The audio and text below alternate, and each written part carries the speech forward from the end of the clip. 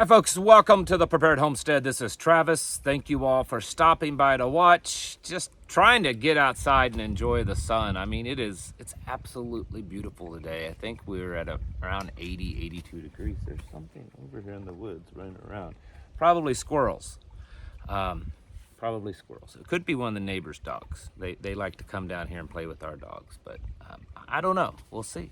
But just wanting to enjoy it because it is absolutely beautiful. There's a few clouds in the sky. You can probably see that, but no streaks, no trails in the sky today. So it's a lovely day. And tomorrow they're calling for some pretty severe weather. It doesn't look like anything really dangerous like tornadoes, but maybe some high winds and hail. So we'll see. Our team, our ERT, will be on alert tomorrow just in case it gets a little crazy and we need to deploy into action. But just a beautiful day out today. A lot of things going on, but there's a couple important things that I want to get into here in just a second. I do want to mention, for those of you that love the handmade soap from the soap lady that I talk about, they're good friends of ours, and it's the soap that we use. It's what I use on my beard. It's what I use on my hair. They have a shampoo bar, and I love that. And then they just have regular soap, and she makes all kinds of amazing different kinds of soap. It is by far the best soap I've ever used. In fact, someone gave me a bar of that natural soap that you see commercials for, the one that's the Bigfoot. You know, I'm not going to say the name, but it's like Bigfoot.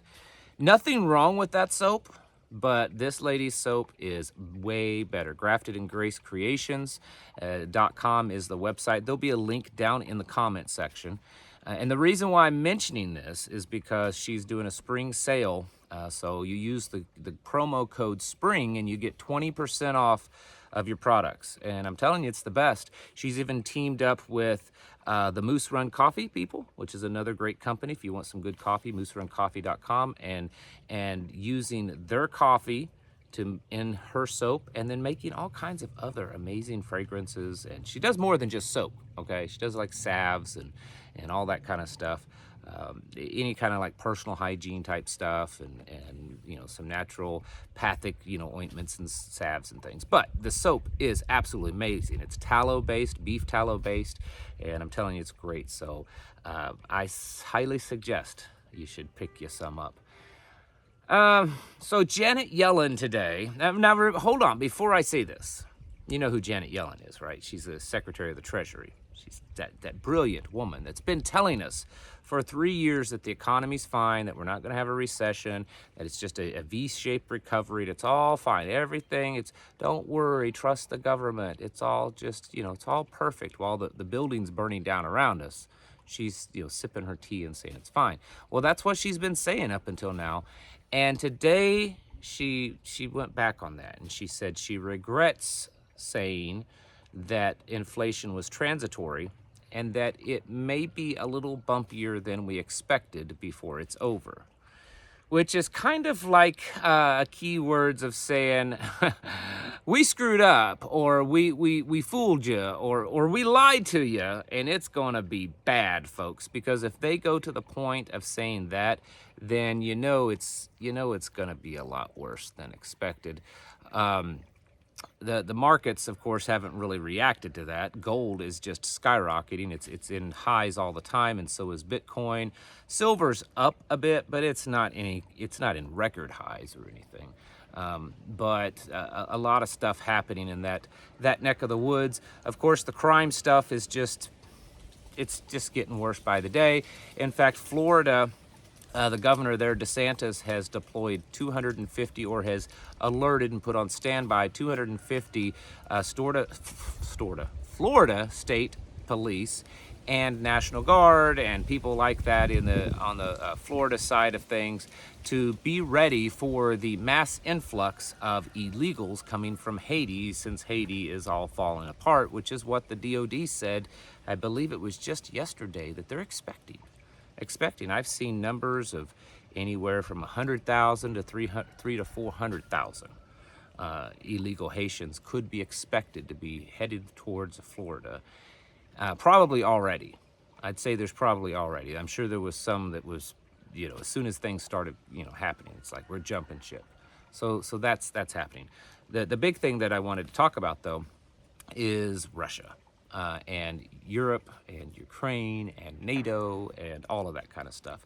I know it's been going on for a while over there and people have really kind of lost interest, but it's still happening, and there's still a chance that could be a starting point, and it's still definitely a major puzzle piece in the whole big plan. It just is. Whether you like that or not, it just is. And it doesn't even matter whose side you're on. I mean, I'm not on anyone's side. I'm on my side, my family's side, my community side, and ultimately God's side. That's it. I'm not taking political sides anymore in my life, and I haven't for years. But so Putin said that now that Finland is part of NATO, that they're going to deploy troops along the Finnish border. Finland is requesting that NATO deploy troops along their border, and so is Sweden. Also, Putin has made statements, some pretty strong statements in the last couple of days, that they would in fact use a nuclear weapon to defend themselves if there was an existential threat to Russia. And that, the Russian military ministry, whatever it's called over there, my mind just slipped and forgot. They have said that they are ready. They are nuclear capable and nuclear ready.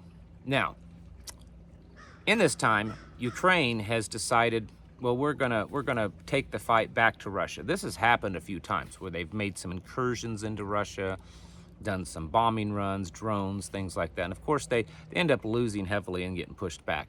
But the Biden administration just announced yesterday that we're sending like $300 or $400 million more in weapons over there, and the EU just committed another $5 billion in weapons to Ukraine. So I think Ukraine feels invigorated. I mean, there's been videos and articles in the last few weeks where they are just ridiculously going around and just grabbing people off the street. I mean, it's very much a totalitarian style, government, some banana republic where they're just driving around and grabbing people off the streets in a violent way and throwing them in the back of vans, taking them off to go fight on the front lines. And Ukraine has said that they're trying to recruit another 500,000 Ukrainians so they can rotate some people out and fill in, some spots that are missing because of losses. Well, they have been, again, making drone and bombing runs and attacks inside of Russia, and they have struck 3 oil refineries inside of Russia, one being one of the largest in Russia. So this stuff is happening. Sweden and Finland are becoming part of NATO. They're wanting NATO troops and even nuclear weapons in their countries now. And Putin is saying that if we feel threatened, like an existential threat, a threat on Russia's existence, then yeah, we would use nuclear weapons and not even hesitate. Their whole nuclear philosophy and policy is vastly different than ours. America's is, it's when all else fails, because if you go to nuclear weapons, everyone's going to die and the world's going to end, whereas Russia has a very different philosophy on it. They have no problem, they say, in using them if they feel greatly threatened. Now, of course, the only country to ever officially and verifiably use nuclear weapons in war has been the United States, but that's beside the point. Point is that there's a lot of things happening to Russia right now, and the question is would this be something that Russia would feel an existential threat? Would this be something that they would feel pushed into the corner? There's just all of a sudden, there was a lull there, it seemed like, at least in the news. There was a lull, at least in the news, over winter time of, Ukraine and Russia. People kind of, they took down their Ukrainian flags. They stopped wearing them on their shirts and on their little icons online and all that kind of stuff. Well, now it's becoming big, because we had Israel and Gaza. And that took front stage. Now I think they're trying to take the attention off of the Israeli-Gaza conflict and push it back towards Russia-Ukraine. The problem is this push back to Russia-Ukraine going to cause a nuclear war? Another question is it possible that that's what NATO and the West and the globalists want? Are they wanting a nuclear war? So is that what they're trying to do? Are they trying to push Putin into a corner to where he feels so threatened, where the country feels so threatened that they push the button? I don't have answers to these questions. I'm simply asking them. But the reason why I'm asking them is to get you to think, because again, I think we all have this problem because we've all been absorbing too much of just the garbage that the left, the Hollywood media, the internet puts out. So what it does is it shortens our attention span. You know, you can find studies on this. 100 years ago, people had much longer attention spans. Now everyone's attention span is vastly shorter. And then the younger the generation, the shorter the attention span. But I've seen that even with modern day boomers and my generation and stuff. I think it's because of the TV and the movies and the internet and all that kind of stuff. So the point is, we have a shortened attention span. And no one's been really talking about Russia and Ukraine unless you watch a certain Canadian preparedness type show. I'm not knocking him, but he does talk about it all the time. And maybe we should remind ourselves again, kind of put a little bit of focus for at least a while, because it's quite possible that something could happen in recent days or weeks or even months that could propel this conflict in Europe into some type of nuclear war. Now, Germany has been just getting ready as they can for war. There's been all kinds of talk in the news about how they need to build their military. They're short in this, they're short in weapons. Poland's been doing the same thing. They've been doing all kinds of exercises. There's been German exercises where they have been rushing, doing training of taking all the diplomats and all the top level government officials and rushing them into bunkers. Germany, I think, said the other day that they need to build a whole bunch of new bunkers. Ukraine is wanting to fortify its border. There's just this all of a sudden buildup, like something new is happening or something bigger is going on. And maybe I'm wrong, but it just appears that there's like been a new energy into this conflict, and that things may be escalating sooner than you think. The whole F-16s, they're supposed to be there soon. There was I think it was the president of Spain or prime minister of Spain made a statement, maybe a slip up the other day, confirming that there are already NATO troops on the ground assisting in Ukraine. Germany has said the same thing, that there's British troops on the ground in Ukraine. We know for a fact that there's American troops on the ground in Ukraine also. The things are heating up there. As much as we want to just ignore it, we focus on all the, and I'm not saying what's going on with Russia and Ukraine and Eastern Europe is as important as what's going on at our own southern border. I still stand by that that's the greatest threat and the greatest danger that we face probably of our entire time, our whole lifetime, generation, whatever, is what's going on at the southern border, or just any border, not just the southern, all the illegals coming into this country. We're watching our country be destroyed. It is an absolute invasion. It is a war invasion war. It's what it is. It's not just peaceful people coming across the border. It's too much of it for that. But the stuff that's going on in Eastern Europe is certainly worthy of reminding ourselves and paying a little attention to, because there's been a lot of talk. And if things went nuclear over there, or if World War III started there between NATO and Russia, it is definitely, absolutely, definitely going to affect us.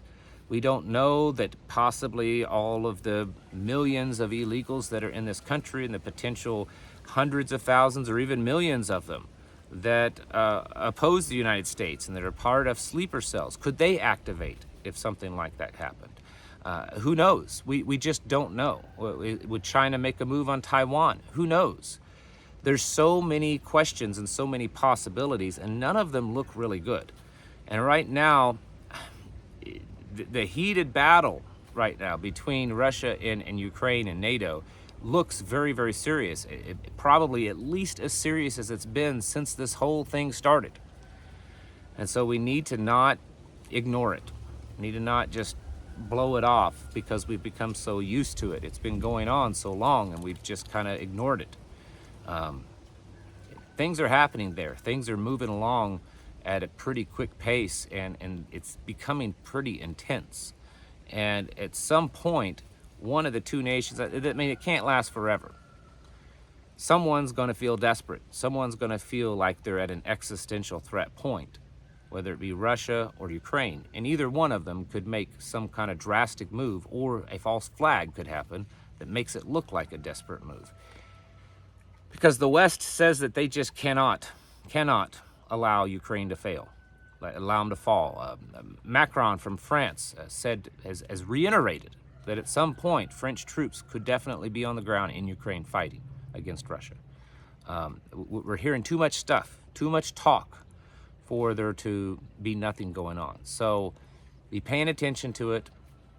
Keep your head on a swivel. Keep things topped off like we should be doing anyways. You know, fuel, water, food, medicines, things like that. Make sure your batteries are charged. You should come and get into a habit of like weekly, do things every week. And it may be different things each week. You know, one week it's topping off food. Next week it's making sure the batteries are charged. Next week it's water. Next week it's, you know, and fuel is something you should do every week all the time. Make sure it's topped off. But these are things that we should just get in the habit of doing, because we're in that time right now.